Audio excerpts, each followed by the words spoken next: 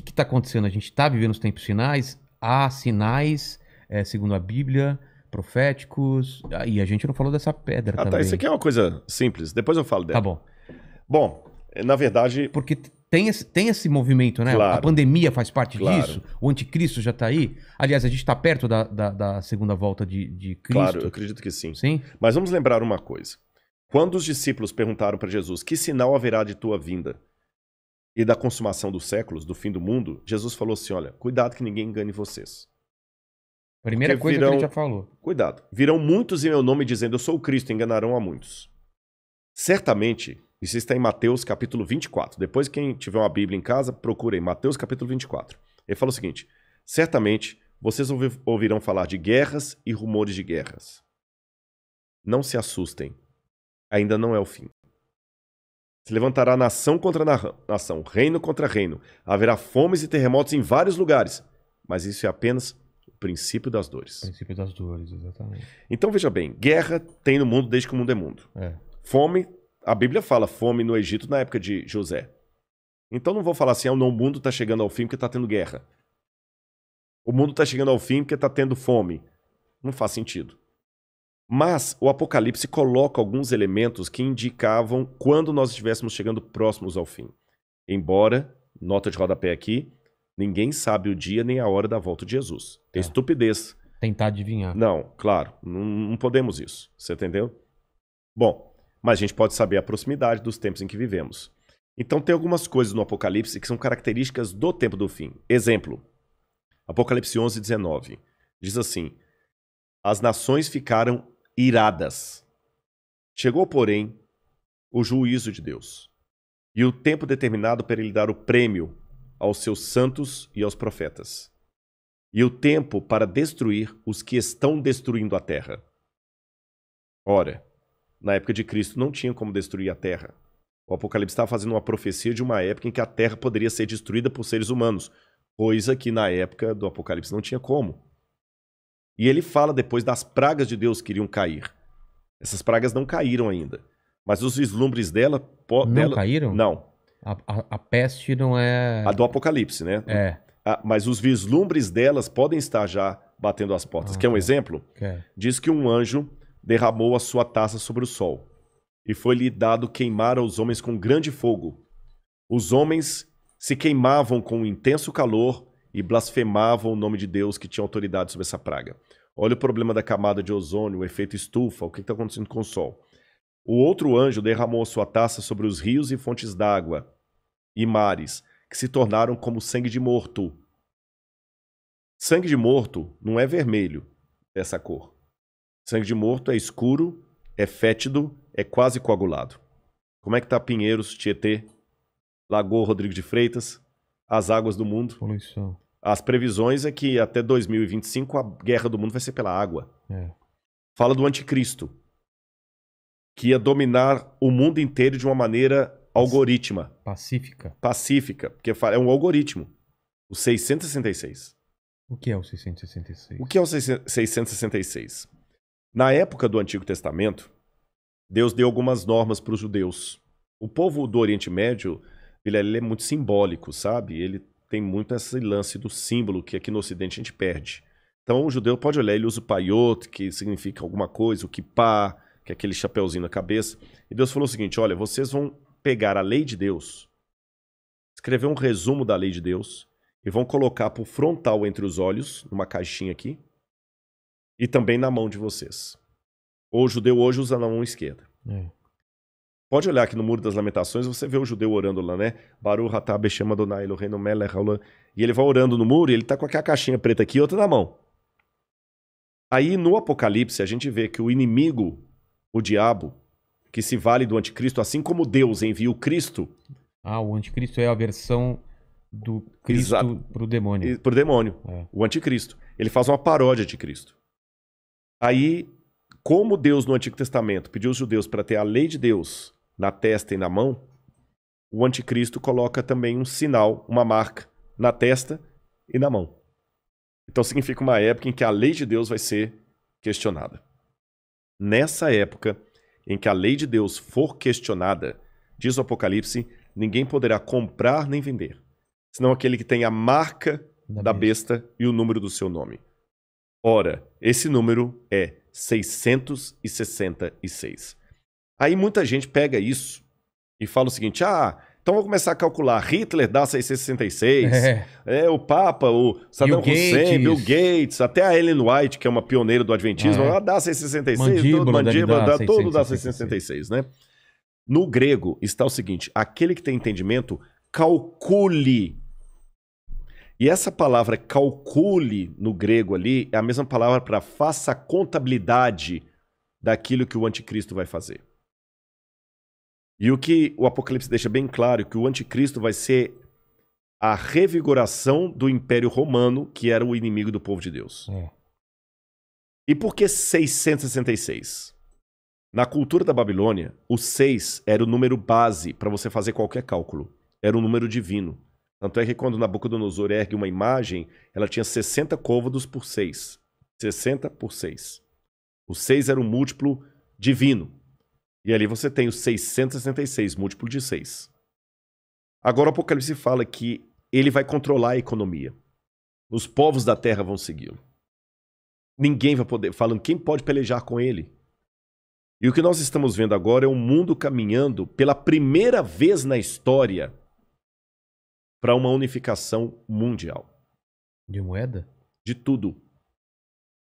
Parece até teoria da conspiração que eu vou falar, mas não é. O mundo está caminhando para uma unificação. Rodrigo, mas nunca. Aqui no Brasil mesmo a gente vê a briga dos de esquerda com os de direita. O pessoal não está entendendo. Essa unificação não significa unificação de mente, mas unificação de propósito. Que é um exemplo que o mundo pode se unir por um propósito apesar de se odiar mutuamente? Pandemia. A pandemia. Exatamente. O Irã está usando máscara e Israel também está usando máscara. Os palestinos estão jogando foguete lá em Israel. Hamas. O Hamas, mas o israelense está usando máscara, o palestino também. O egípcio está usando álcool em gel, o iraniano está usando álcool em gel, o americano está usando álcool em gel, o russo está usando álcool em gel, então o Putin está usando álcool em gel. A mesma coisa o presidente do Brasil, o presidente da Argentina, da Venezuela, o mundo parou. Então é possível essa união do mundo inteiro em algumas coisas mesmo. Ela não só é possível, como ela é um caminho sem volta. Por que está falando tanto em criptomoeda? Nós já estamos passando por uma transição do dinheiro. Dinheiro de papel, né? De papel, você entendeu? Dinheiro baseado em tesouro nacional. E o mundo hoje precisa. Isso aqui não é uma defesa do Rodrigo, não é um desejo do Rodrigo. Eu estou falando de uma tendência. Tendência. O mundo precisa se unificar porque existem, Vilela, alguns elementos hoje que estão à solta, como se fossem crianças bagunceiras numa casa cheia de faca, de garfo, de objetos cortantes e letais, sem um adulto para controlar essas crianças. Você jamais faria isso. Quais são as crianças que estão à solta no mundo e precisam de um adulto para controlá-las? Um preceptor, uma babá? Internet. Quem tem domínio da internet? Você na internet você pode encontrar o podcast do Inteligência Ilimitada, mas você também pode encontrar uma fórmula para fazer um coquetel Molotov.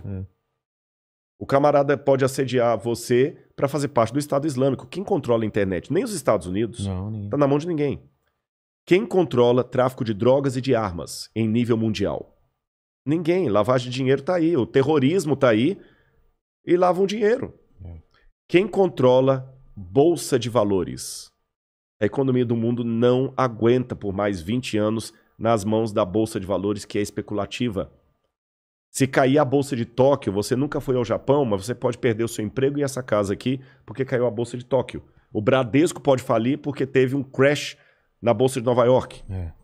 E a gente viu, essa pandemia viu como nós estamos economicamente vulneráveis. Economicamente vulneráveis. Quem controla o terrorismo mundial? Então esses elementos... mais um. A ecologia.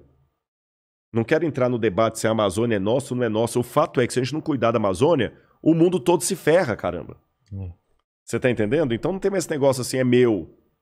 Então hoje a gente precisa de um governo único que com leis mundiais controle internet, Bolsa de valores, que vai desaparecer, o reset está aí, controla a economia, gastos, terrorismo e tudo mais. E os países, por mais que continue havendo direita e esquerda, situação e oposição, não interessa, Islã e cristianismo, vai precisar se unir, não porque eles se amam, porque não tem outro jeito.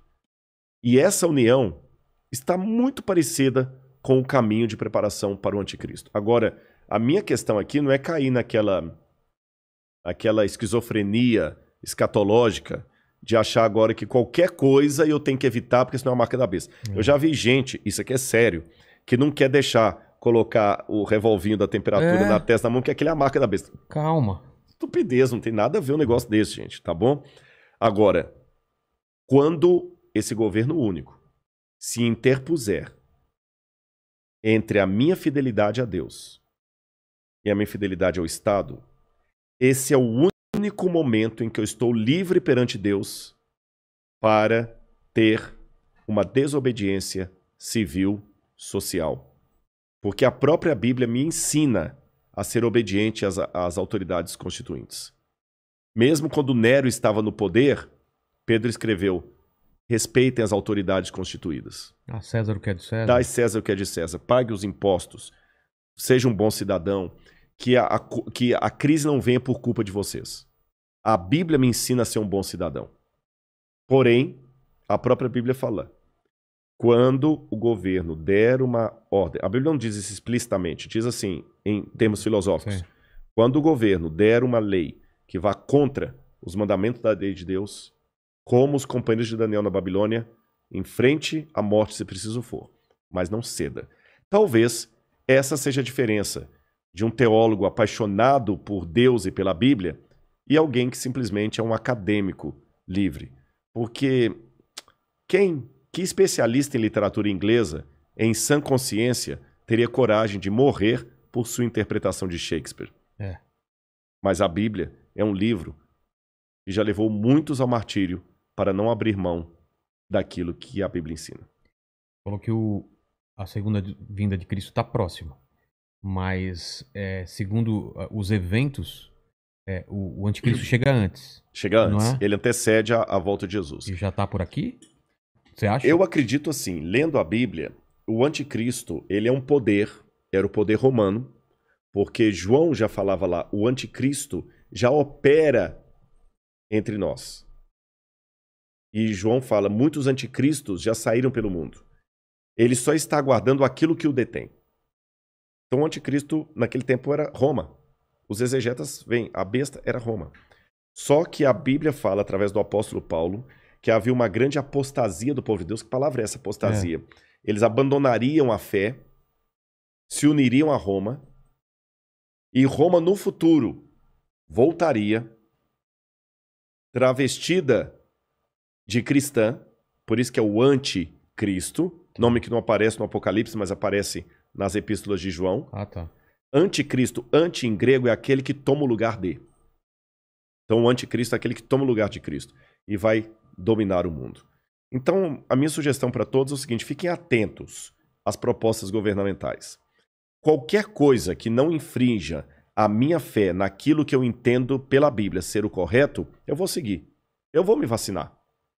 Eu não vou ficar caindo em teoria da conspiração. Mas a vacina é uma maneira de aniquilar 1/3 da humanidade. Eu acho que vai ser muito mais fácil Eu vou me vacinar. Só não vou tomar a Coronavac, né? Que está questionada aí. Senão eu não posso entrar em Israel. Mas eu vou me vacinar. Israel não aceita. Não aceitou. Muitos países da Europa não aceitam a Coronavac, né? Lamento o Butantan aí, mas a menos que mude o cenário, a Coronavac não está sendo aceita. A Pfizer, ou a Moderna, ou a outra, lá de Oxford. Essas são aceitas.